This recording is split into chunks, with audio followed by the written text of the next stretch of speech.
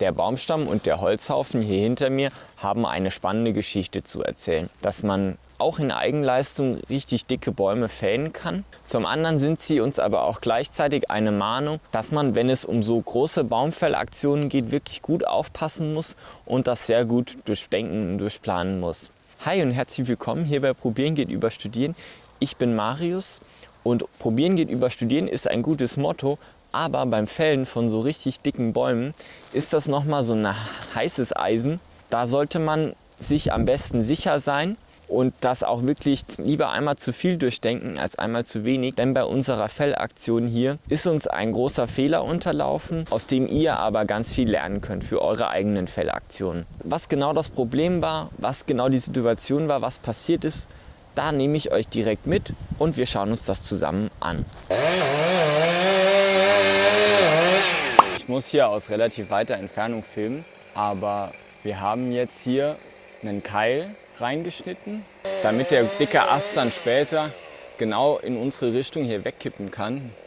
Nämlich, ihr könnt hier sehen, ganz hinten, da ist halt die äußere Grundstücksgrenze und wir wollen nicht, dass dieser Ast mal auf die Nachbarshäuser drauf fällt, beziehungsweise auf das Gartenhäuschen vom Nachbarn. Jetzt hat er auf der einen Seite den Keil eingeschnitten, das ist ein ziemlich dicker Keil. Ich kann ihn euch leider nicht aus größerer Nähe zeigen. Jetzt muss mein Onkel die Leiter umstellen, damit mein Onkel von hinten den Baum jetzt einsägen kann. Und dann im letzten Schritt sind mein Papa und ich sind hier am Dudeln, wie man bei uns im Saarland sagt. Hier ist so ein Stahlseil in dieses hydraulische Ding eingespannt. Die Fachbegriffe kenne ich leider gar nicht, sorry Leute. Und das ist hier mit einem anderen Baum verbunden und verhakt. Also ziehen wir praktisch mit der Kraft des anderen Baumes, ziehen wir dann hier den Ast runter. Jetzt könnt ihr das sehen. Also mein Papa ist jetzt hier am Duddeln. Und jetzt gehe ich mal nochmal näher an das Stahlseil ran und an den Ast. Da ist das Seil. Seht ihr es? Man sieht schon, dass der Ast mehr unter Spannung steht. Das ist jetzt natürlich viel Kraft gefragt, aber diese coole Übersetzung mit einem langen Hebel macht es möglich.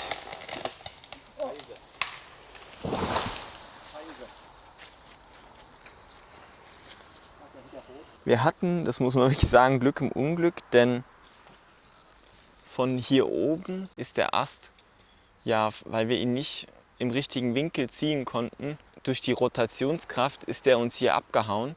Und hier an der Seite dann runtergeschlagen, nicht auf das Gartenhäuschen, sondern nur auf den Zaun. Jetzt sind nach der halb missglückten Fällung ungefähr 2 Stunden vergangen und wir haben hier schon relativ fleißig gearbeitet. Ihr seht auch, die Sonne steht schon relativ tief, wird schon bald dunkel. Von der gefällten Kiefer ist jetzt nicht mehr so viel übrig. Die beiden dicken Äste sind weg. Hier kann man mal sehen, wie viele Äste diese Kiefer hatte. Wir haben jetzt schon hunderte Äste weggetragen und hier liegen immer noch jede Menge.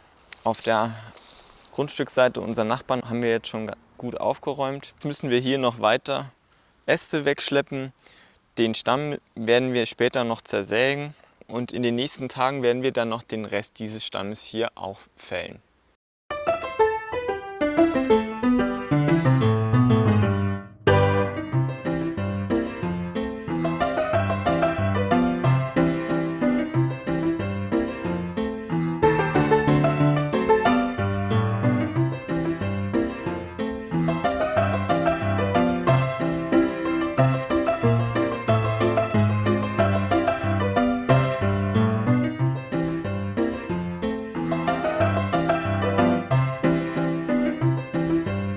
Bei so einem riesigen Baum fällt natürlich nicht nur Holz an, sondern auch jede Menge Äste.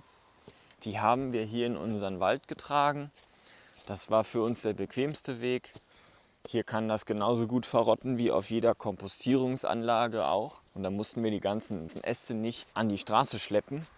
Hier habt ihr mal eine ungefähre Vorstellung, wie groß der Baum gewesen ist. Mein Vater und mein Onkel haben den Stamm jetzt komplett gefällt. Diese letzte Fälleaktion, die war kein großes Problem mehr. Der Baum ist dann einfach gut umgefallen. Mein Vater hat das Holz jetzt auch schon gespalten. Das soll man ja am besten im frischen Zustand machen.